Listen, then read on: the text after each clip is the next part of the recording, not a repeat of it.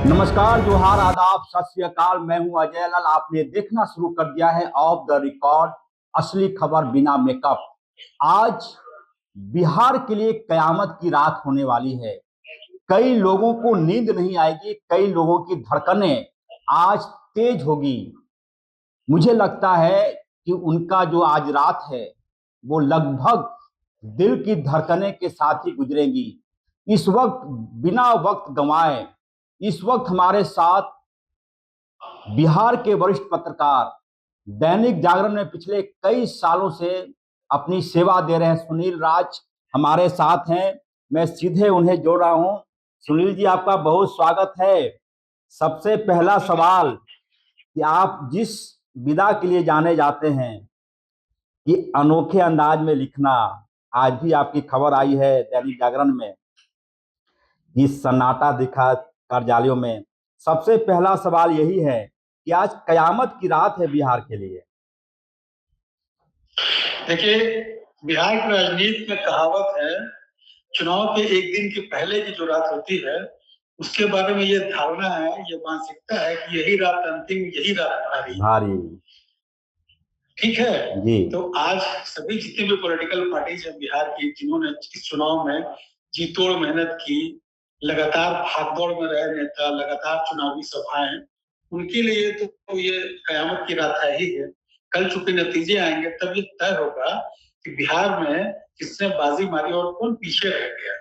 सुनील राज जी, हमने देखा कयामत की रात है ये। सुनील राज जी, हमने देखा कि बिहार चुनाव में आप सक्रिय रहे पूरे जिले में। तमाम 243 सीटों की आपने रिपोर्ट ली और आपकी लेखनी के बारे में कहा जाता है कि कंटेंट होता है आपके लेखनी में। मुझे याद है जब आप दैनिक आज अखबार में थे तो आप खेल का पेज देखा करते थे और किसी खिलाड़ी के बारे में लिखा था आपने कि वो ऐसे रिकॉर्ड तोड़ता है जैसे कोई कप प्लेट तोड़ रहा हो किसी मैदान में। मुझे वो रिपोर्ट याद है। सबसे अहम सवाल यह है कि किसकी दिल की धड़कनें तेज हो रही हैं आज, किस खेमे में ज्यादा? देखिए, धड़कनें दोनों तरफ तेज हैं, दावे दोनों तरफ से किए जा रहे हैं कि बिहार में उनकी सरकार आ रही है, मगर ये जो उनकी सरकार है इसमें क्वेश्चन मार्क है। ये उनका कौन है? ये क्या नीतीश कुमार है, ये भाजपा है, इनका गठबंधन है, या फिर तेजस्वी यादव है, कांग्रेस है, मुकेश सहनी है, या इनका गठबंधन है? ये तमाम चीजें तो धड़कने दोनों दिलों की तेज हैं और दोनों लोग ये नतीजे, ये आकलन कर रहे हैं कि सरकार राज्य में अब उनकी बनने जा रही है। हालांकि नीतीश कुमार का नाम बिहार की राजनीति में बड़ी पहचान है, बड़ी विश्वसनीयता है। जो यहाँ के लोग हैं जिन्हें अमन चैन पसंद है, वो लोग चाह रहे हैं कि वापस नीतीश कुमार सत्ता में आए। और जो नए जो युवा हमारे वोटर हैं, जिन्होंने जो पुराना जो जिसके बारे में तमाम नेता दावा करते कि जंगल राज थे, वैसे जिन्होंने नहीं देखा वैसे युवा चाहते हैं कि बिहार में एक बार नए चेहरों को आजमा करके देखा मौका दिया जाए। सुनील राज जी, आज ही दैनिक जागरण जो प्रतिष्ठित अखबार है बिहार झारखंड का, उसमें वरिष्ठ पत्रकार अरुण अशेष का एक लेख मैं पढ़ रहा था। अरुण अशेष सम्मानित पत्रकार, उन्होंने लिखा कि महागठबंधन ने सीधे नीतीश कुमार पर कोई हैमरिंग नहीं किया, कोई वार नहीं किया, कोई हमला नहीं किया। इसके पीछे की क्या कहानी है? देखिए, चुनाव के पहले जब चुनाव की शुरुआत हुई और नेताओं के प्रचार शुरू हुए, उस दौरान लगातार ये बात होती रही कि जो एनडीए का गठबंधन है वो लगातार ये कहता रहा कि हम बिहार में मुख्यमंत्री के चेहरे की घोषणा करेंगे चुनाव में, चुनाव के बाद विधायक दल की बैठक में। जबकि ये सर्वविदित है कि बिहार में पिछले 20 सालों से नीतीश कुमार की सत्ता रही। बिल्कुल।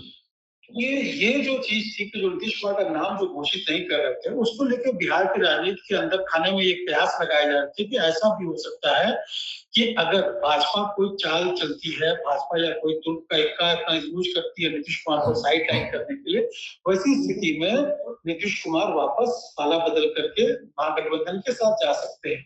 इसलिए महागठबंधन ने ये कोशिश की पूरे चुनाव के दौरान नीतीश को कम से कम हमलावर कहा जाए।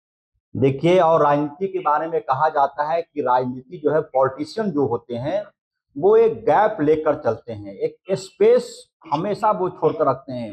सुनील राज जी, एक जो बयान है, कल तेजस्वी यादव का प्रेस कॉन्फ्रेंस हुआ था, सीधे तौर पर अमूमन ऐसे मौके पर पॉलिटिशियन ये बोलते हैं कि मैं जीत रहा हूं, मेरी सरकार बनेगी, मैं सब जगह आगे हूं, लेकिन तेजस्वी यादव का यह कहना कि 18 नवंबर को मैं ओथ लूंगा, इसके पीछे की क्या कहानी है? आप तो प्रेस कॉन्फ्रेंस में रहे होंगे। देखिए, दो चीजें है ना। दो, पहली चीज ये है कि कोई भी राजनेता जो होता है वो अपने बॉडी लैंग्वेज से चुनाव परिणाम के पहले ये जाहिर नहीं होने देता चाहता है कि वो पराजित हो रहा है। जो कल को तेजस्वी यादव की बॉडी लैंग्वेज थी, वो ये बता रही थी कि वो पूरी तरह से कॉन्फिडेंट है और उन्होंने सीधे सीधे मैसेज देने की कोशिश की है कि राज्य में उनकी सत्ता हारी और 18 तारीख को वो शपथ भी लेंगे। ठीक है, तो ये बेसिकली है बॉडी लैंग्वेज का मामला। हालांकि चुनाव नतीजे सर्वे जो आ रहे हैं वो लगातार ये दावा कर रहे हैं कि नीतीश कुमार की वापसी हो रही है सत्ता में। तो तेजस्वी यादव इस सर्वे को लेकर के चेहरे से कोई रिफ्लेक्शन नहीं देना चाहते हैं कि हम पराजित हो चुके हैं, इसलिए वो लगातार ये बात कह रहे हैं और कि हम 18 तारीख को सरकार बनाएंगे, राज्य में सत्ता बदल रही है। तो ये बॉडी लैंग्वेज का पूरा मामला है और अपना कॉन्फिडेंस लेवल दिखाने का पूरा मामला है। सुनील जी, एक अहम सवाल कि अमूमन कोई सरकार 5 साल सत्ता में रहती है, एंटी इनकम्बेंसी का फैक्टर काम करने लगता है। क्या नीतीश कुमार के साथ ऐसा हुआ है या होने की कोई आशंका थी? देखिए, ऐसा लगता नहीं है। जो एंटी इनकम्बेंसी होती है, जिसको कहते हैं विरोधी लहर, नीतीश कुमार को लेकर के बिहार में कोई विरोधी लहर दिखता नहीं है। नीतीश कुमार के जो काम है वो लगातार बिहार में बोलते हैं और यहाँ की पब्लिक, यहाँ का जो जातियों में बटा हुआ खेमा, वो भी मानता है कि नीतीश कुमार का नाम बड़ा नाम है, राजनीति में उनकी अपनी विश्वसनीयता है। उन्होंने राजनीति में एक अपनी अलग पहचान बनाई है। जो ईमानदारी का तमगा जो है वो उनके सीने पर आज भी लगा हुआ है। एक अंतिम सवाल जी, सुनील राज जी, एक अंतिम सवाल, तमाम एग्जिट पोल को छोड़ दीजिए, सुनील राज जी का एग्जिट पोल क्या कह रहा है? देखिए, मेरा व्यक्तिगत मानना है कि फाइट थोड़ी कड़ी हुई है। हालांकि वापसी नीतीश कुमार की ही दिखती है, लेकिन ये भी है कि महागठबंधन भी कमजोर नहीं है। अलबत्ता भाजपा को थोड़ा बहुत नुकसान होता दिख रहा है।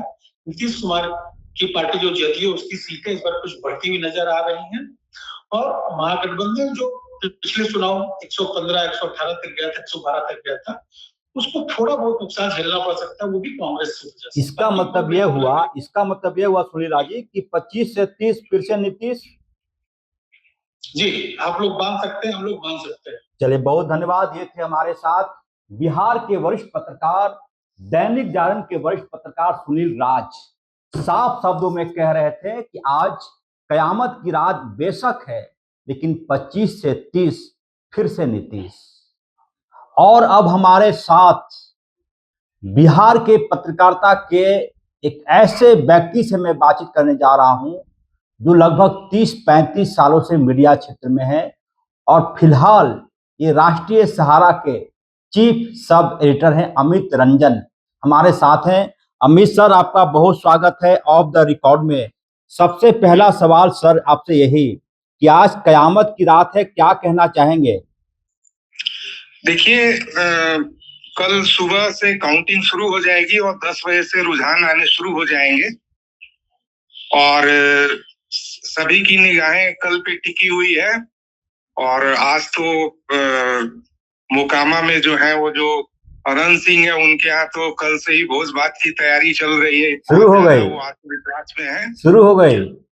हाँ, शुरू हो गई है। अच्छा। कलकत्ता से मिठाइयां आ रही है। लगभग 50,000 लोगों के खाने की व्यवस्था है वहाँ। वाह, इसका मतलब क्या हुआ अमित सर? इसका अर्थ ये है कि वो अपनी जीत के प्रति पूरी तरह आश्वस्त हैं कि मेरी वहां से जीत तय है। अमित सर, आज कयामत की रात है, कई पॉलिटिशियन, कई पार्टियों के दिल की धड़कनें आज तेज होंगी, आंखों ही आंखों में रात कटेगी आज। जी,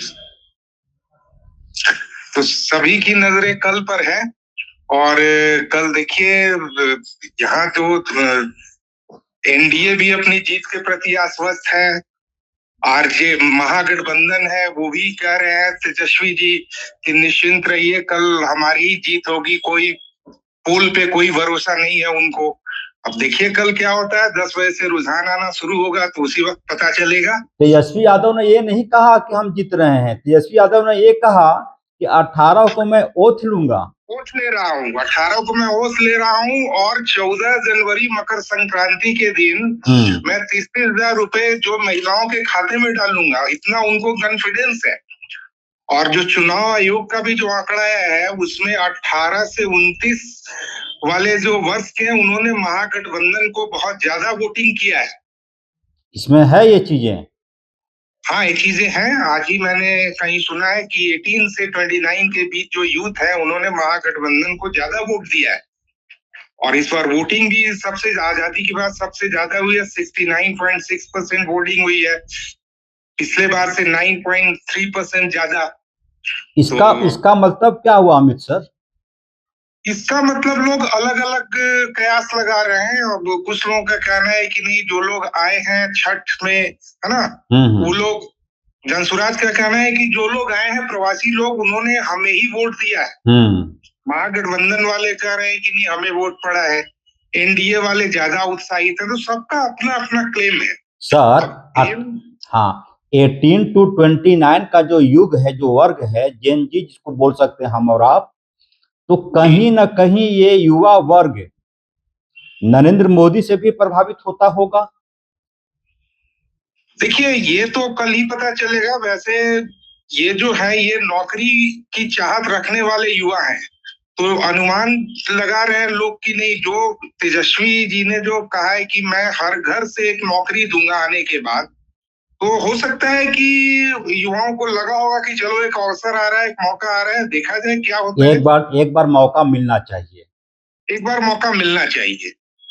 बहुत सारे लोगों का कहना है कि बदलाव भी होना चाहिए। भाई 20 साल से मैं एक ही शासन को क्यों देखूं, ठीक है, दूसरे को भी मौका मिलना चाहिए। अब देखिए क्या होता है। अमित सर, लेकिन इस बीच जो एग्जिट पोल आया है तमाम मीडिया वर्गों का, जी, उसकी कहानी क्या है, उसके पीछे की कहानी क्या है? देखिए, 17 एग्जिट पोल में एनडीए को, उन्होंने कहा है कि एनडीए को बहुत बहुमत मिलेगा। 121 से 40, 150 तक दिया। जैसे मुंबई का अभी हम देख रहे थे, मुंबई में सट्टा बाजार है, उन्होंने एनडीए को 150 तक दिया है। दो जो एग्जिट पोल है उसमें महागठबंधन की सरकार बनती दिखाई पड़ रही है।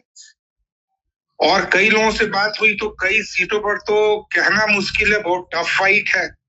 तो कुल मिलाकर देखिए, लोग का अनुमान है कि नहीं, एनडीए की ही सरकार बनेगी। कल ही पता चल जाएगा 10 बजे के बाद जो ट्रेन। सर, आप लंबे वक्त से मीडिया क्षेत्र में हैं। 5 साल की सरकार होती है, 10 साल की सरकार होती है, एंटी इनकम्बेंसी का फैक्टर आ जाता है सामने। नीतीश कुमार के साथ ऐसा देखा जा रहा है। एंटी इनकम्बेंसी है लेकिन उतना नहीं है। लोगों का कहना है कि नहीं, काम तो हुआ ही है। नीतीश सरकार ने इंफ्रास्ट्रक्चर काम तो बहुत किया है। बहुत लोगों का कहना है कि नहीं, सिर्फ मान लेते बिल्डिंग बनाया, जैसे पीएमसीएच बनाया, लोगों का कहना है। तो पीएमसीएच का बिल्डिंग तो बन गया है, लेकिन आप भीतर जाएंगे, मान लेते हैं किसी को ऑपरेशन कराना है और वहां जो इम्प्लांट का सामान है वो आपको बाहर से लाना पड़ रहा है। तो इंफ्रास्ट्रक्चर भीतर में नहीं है, आपको भीतर में भी इंफ्रास्ट्रक्चर देना होगा, सिर्फ बिल्डिंग बनाने से नहीं होगा। लोगों की अपनी अपनी राय। सड़कें बहुत बन गई है, ओवरब्रिज बहुत बन गए, कम्युनिकेशन बहुत आसान हो गया है बिहार में। और मैं आपको एक अनुभव अपना बताता हूँ अमित सर, कि मैं 2018 में अपनी गाड़ी से रांची से पटना जाता था। जानते हैं कितना वक्त लगता था? 10.5 घंटा। और अब मैं रांची से पटना जाता हूं अपनी कार से, अब घंटे लगते हैं मात्र 6। आप समझिए। तो काम हुआ है, सड़कें बहुत अच्छी बन गई हैं। मैं गया था मुजफ्फरपुर पिछले साल, तो मेरे दिमाग में पुरानी सड़कों का कॉन्सेप्ट था, लेकिन जब हम पटना से निकले तो हमें लगा कि हम बाहर कहीं आ गए हैं। और 1 घंटा 18 मिनट में मैं गंगा ब्रिज से मुजफ्फरपुर में इंटर कर गया। कहीं कोई अवरोध नहीं, कहीं कोई घटना नहीं। तो काम तो सर बिल्कुल काम हुआ है, इसमें कोई डाउट नहीं है। किसी को बुरा लगे तो लग सकता है, उनका अपना अधिकार है। काम हुआ है। नीतीश सर, एक चीज जो हमने फील किया कि महागठबंधन के जो लीडर हैं नीतीश कुमार पर सीधा हमला करने से बचते रहे। क्या कोई स्कोप देख रहा है महागठबंधन? सीधा हमला तो हो ही रहा है, हो रहा है। रहे हैं वो सीधे, बिल्कुल हो रहा है। नीतीश कुमार पर हुआ, सीधे कोई काम नहीं हुआ है, तो ऐसा नहीं है, हमला तो हो ही रहा है। हुआ है। एक अंतिम जी। सवाल आपसे, अमित रंजन जी का एग्जिट पोल क्या कहता है? हमारा एग्जिट पोल कह रहा है कि एनडीए की ही सरकार बनेगी, यानी कि 25 से 30 फिर से नीतीश। हाँ। चलिए, बहुत धन्यवाद। देखिए पक्का जी, थैंक यू, बहुत धन्यवाद। ये थे हमारे साथ अमित रंजन, बिहार के मीडिया क्षेत्र के एक बड़ा चेहरा, सीधे शब्दों में कह रहे थे कि कुल मिलाकर जो चीजें हैं वो ये बता रहा है कि 25 से 30 फिर से नीतीश। सहयोगी संतोष के साथ मुझे दीजिए इजाजत। आप देख रहे थे ऑफ द रिकॉर्ड।